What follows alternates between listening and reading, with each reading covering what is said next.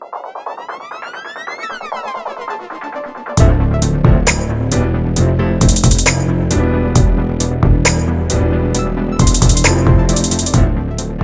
I'm going to show you how to build a strong financial house. Okay, just like any real house, before you can move into it, before it can pass inspection, it has to have a good, strong, solid foundation. Well, the same applies to a financial house. You want to have a good, strong, solid foundation. So let's just talk about the foundation of your financial house. You want to do it in 4 areas, okay? And so the first area you want to have your foundation together or start building your foundation is health insurance. You know, we have unexpected issues in our health sometime. A lot of us are healthy as a horse, but sometime, you know, in the event if we were to get sick and need to go seek medical attention, you know, if you don't have health insurance, that could be a very hefty medical bill. And I know a lot of us don't want to have a very hefty bill. The next area is disability income. And so what this is, a lot of time people are out of work due to unexpected illnesses and injuries. And so what this does is this makes sure that your income continues to come into your household. Because if you don't have something like this where your income will continue to come into your household, you know, your money may stop, but your bills won't stop. So you want to make sure that you have that money continuing to come in the event that you are disabled due to an injury or illness, okay? The next area is long-term care. And so what this is basically, it's people that, you know, wake up one day and, you know, find themselves or progressively find themselves not being able to get dressed on their own, bathe theirself, clothe theirself, feed theirself. And so a lot of time they have to either go on to a nursing home, a long-term acute care facility, or in-home care. And so what happens is if you don't have long-term care insurance, it could become very, very costly. I believe in the state of Arkansas, just for a nursing home, it's about approximately $200 per day. And so what this does, by having a long-term care plan in place, this will prevent you from having a financial disaster or a financial burden of not having it. But the most important piece to your financial foundation is the life insurance piece. And this is considered as the cornerstone piece to you know, any financial house or any financial foundation. And it's actually more important than these 3, health insurance, disability, and long-term care. And let me explain to you why. Because if you were destitute and didn't have any money, the government would still assist you with health insurance. You can also get assistance with disability income and even long-term care for like the first 100 days.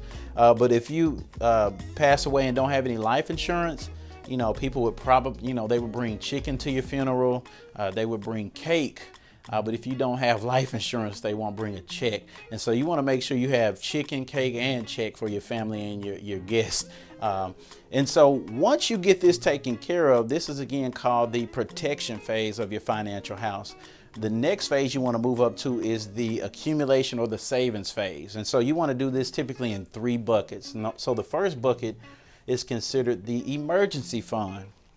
You know, typically we have situations, rainy days that come up that are unexpected expenses, whether it be flat tires on the way to work or, you know, motor vehicle issues, issues with your home, or just unexpected expenses, maybe a layoff.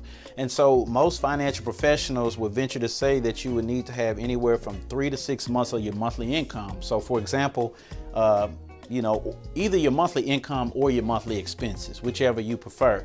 And the reason being, to give you an example, if you were to be laid off, you know, you could at least still pay your bills for 3 to 6 months until you found something else. The next bucket is retirement. Of course, you probably don't plan on working forever. And so you want to put yourself in a position that when you get ready to stop working, that you'll actually be able to live a comfortable lifestyle. And so most people, they put money in 401ks, 403bs, 457 plans, IRAs. But one of the ways that I help my clients is by doing a tax-free retirement. And we'll talk about that in another video at another time. But then the last bucket on the accumulation of the savings phase is a fund bucket of money. And so, you know, it makes no sense to just work and not enjoy some of the fruits of your labor. It's about having balance. So, whenever you have some extra money at the end of the month or the end of each pay period, try to put a few extra dollars just for fun, whether it be Christmas shopping or whether it be that vacation that you all take once or twice a year. You definitely want to have some balance. Spend some, but save some. And so once you get your savings or accumulation phase taken care of, then you want to move on to the next phase, which is called the distribution phase or the retirement phase. And so basically what you want to do here is you're going to have to take all the money that you put in your retirement bucket and make sure that your money outlives you and that you don't outlive your money. That's a big concern with a lot of elderly people. Is because they're not quite sure if retirement or Social Security is going to be there, or that's actually just a concern with a lot of people, is they're not certain if Social Security is going to be there. And the fact that only about 7% of all businesses give out a pension. And so a pension is a stream of income that will not run out if you were to, retire. But now the way that the retirement accounts are set up, like a 401k, for example, the money you put in, once you start pulling it out, it's gone. Once it's gone, it's gone. And so you have to, what I do is help my clients come up with some lifetime income strategies so that their money will outlive them and that you don't outlive your money. And then lastly, whenever the Lord decides to call you home, then you want to leave a legacy to your children, your children's children, or just the institution of your choice that you want to be a blessing to.